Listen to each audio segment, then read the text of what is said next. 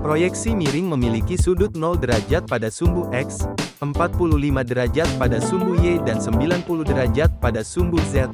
Sumbu X memiliki ukuran 1:1, sumbu Y 1:2 dan sumbu Z 1:1. Buat garis bantu horizontal dan vertikal. Pada titik perpotongan garis horizontal dan vertikal simpan busur derajat dan pilih sumbu X 0 derajat, sumbu Y 45 derajat, dan sumbu Z 90 derajat.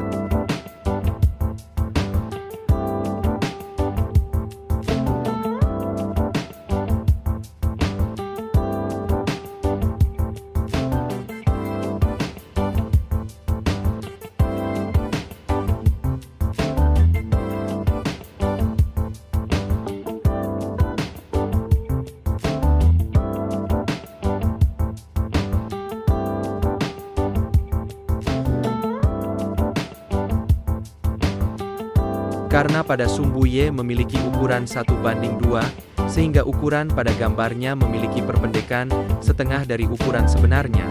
Seperti pada gambar yang seharusnya ukuran 100 mm menjadi 50 mm.